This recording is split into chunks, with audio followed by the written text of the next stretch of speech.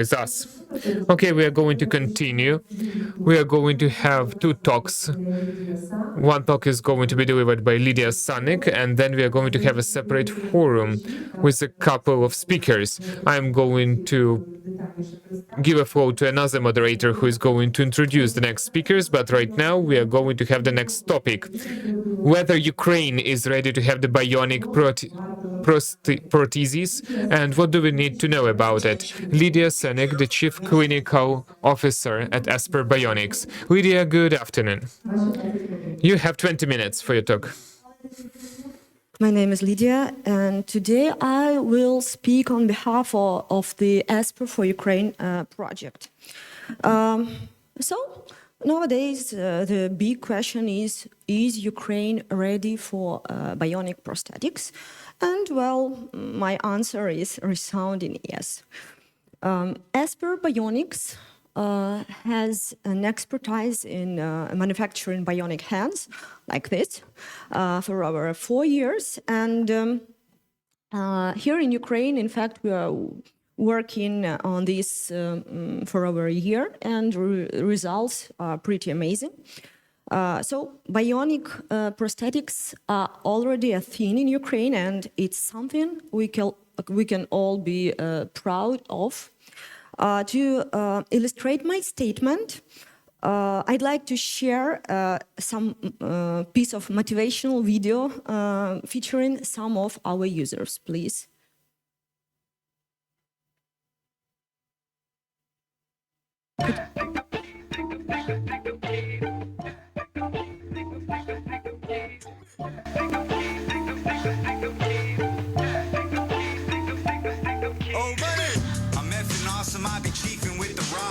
Yeah, I put the sauce to your noodle, making pasta. Live fast, give a rat's ass, crash the bomba. Walking nightmare, right here, I'm a monster. You ain't seen the half, no, you can't hold a quarter. Pounds in the drawer, if you see it, I destroy you. Boogeyman, but I ain't hiding in no closet. I be at the ATM checking for deposits. Shoot to kill, rolling like a coupe de ville. Super skills, super duper vicious. Is the truth to smash it? Give me space, space. Big man doing big man things. Sick boy, my whip, same thing. Stick up kid, I need everybody hands up. I'm so disrespectful and this here the answer. So let's dive into what's made this whole thing possible. And, first, picture your typical case of amputation, such a military hero who's been through a lot. After getting some initial medical care and, of course, surgery during the evacuation, as usual, they get sent to a rear military hospital, and it's here they can learn about prosthetics and what they can expect in the future life. Subsequently, our hero embarks on an extended rehabilitation journey, which of course includes compression therapy, pain management, physical therapy, occupational therapy, and so on. Ideally, few months later, our hero, having completed all that rehab and gathered the right paperwork, of course, and can walk into a prosthetic clinic and get their very first prosthesis. And here is the kicker. The government has a program, different programs that guarantee free primary prosthesis for all amputees in Ukraine. And that's a big deal. Here I must highlight the legal basis for these guarantees and, of course, mention the financial aspect. project. First of all, it's a resolution of Cabinet of Ministers of Ukraine, number 321, and it contains all data about governmental guarantees for all kind of disability people and amputees. The second one, it's the order of the Ministry of Social Policy, numbered 1208, and it's all about costs and funds that we have established, and the resolution of the Cabinet of Ministers of Ukraine, number 518, and it gives opportunity to combatants to receive the bionical prosthesis or sport prosthesis. So, as for today, our military amputee can receive up to 14,000 euros for upper limb prosthesis and up to 7,500 euros for lower limb prosthetics, and it's dependent on the complexity, and this represents the highest level of coverage, like for high amputation rates. And however, this amount is still not enough for a functional modern prosthesis.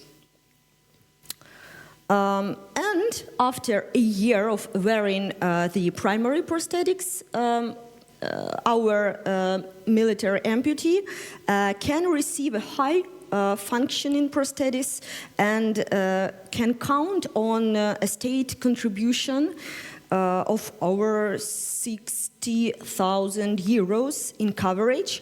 But here's some buts in this statement: only for combat injuries and only after a year of wearing regular prosthesis. It all sounds great, doesn't it? But is everything perfect with the state of prosthetics at the moment? Due to the Wall Street Journal report, since the beginning of the full-scale war, approximately 50,000 Ukrainians have lost their limbs. And as previous speaker mentioned, the amputations in emergencies are not ideal, and sometimes our hero undergo a series of repeat surgeries to form the stump correctly.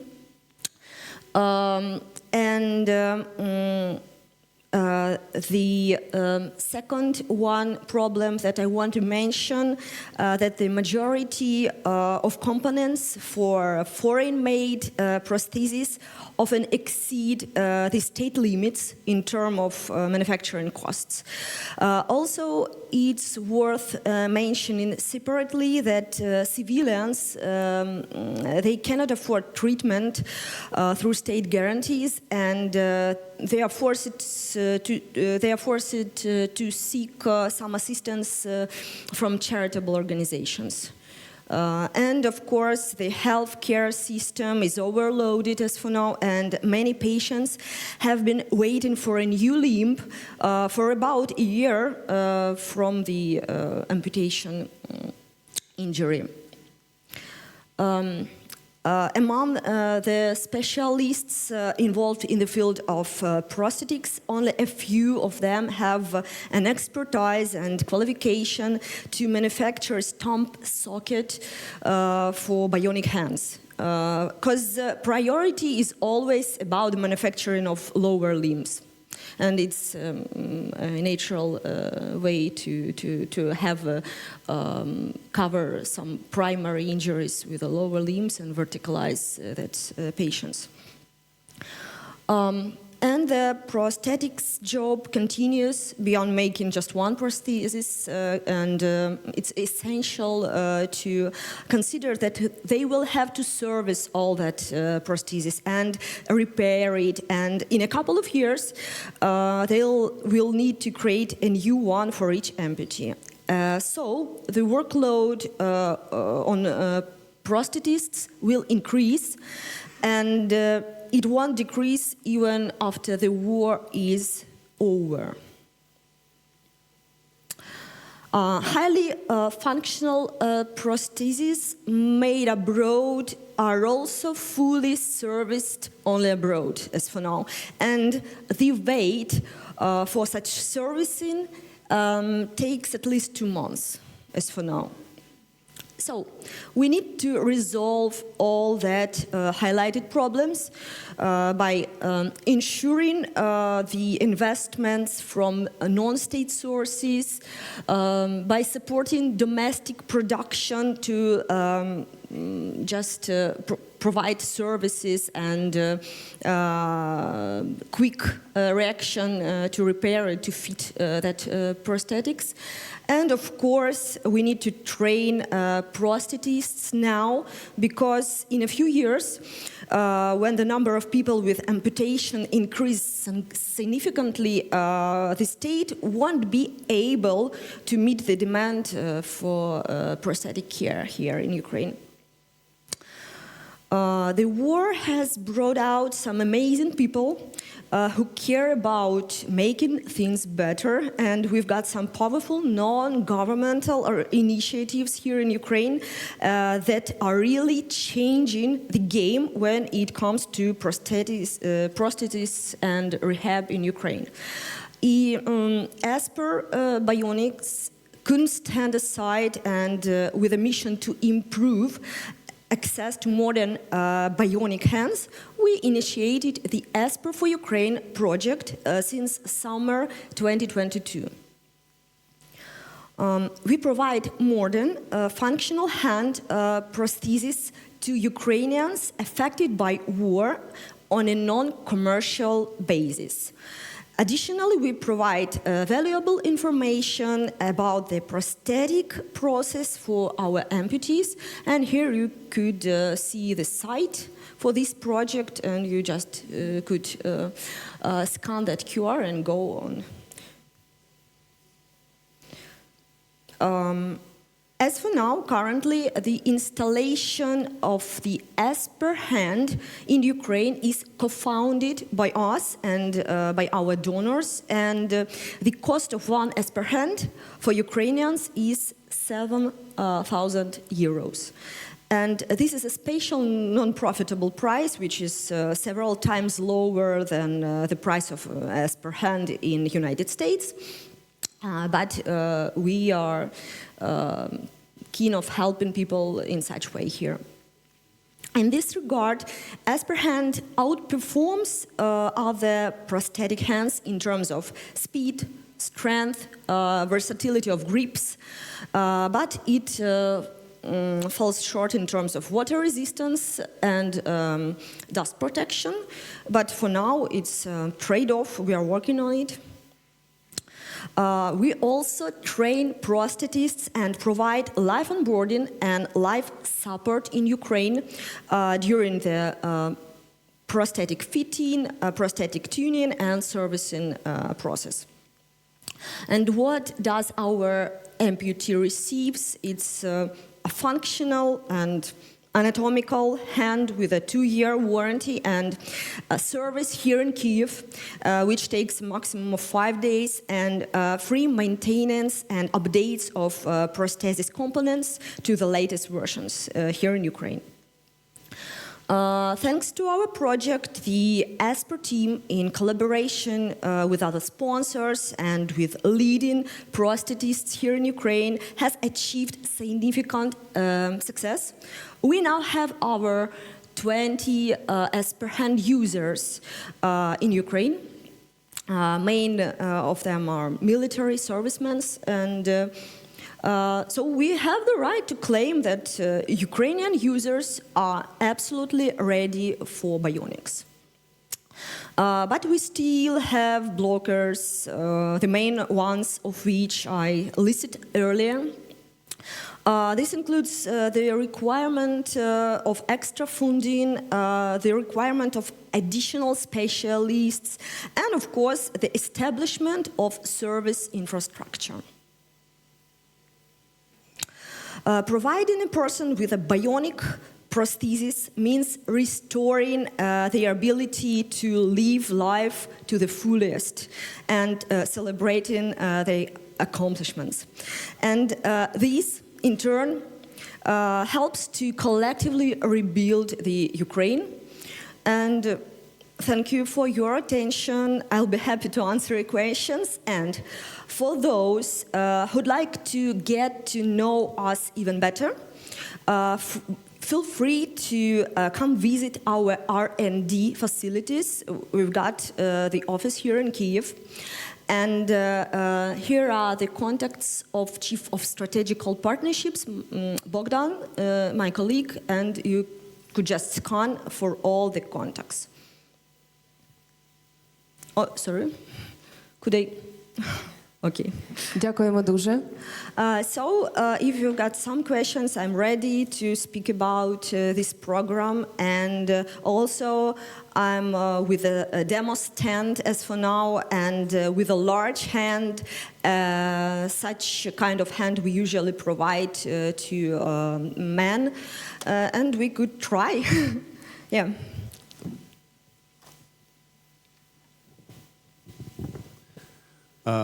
We've seen over the past couple of days, soldiers are going back to the front after amputations.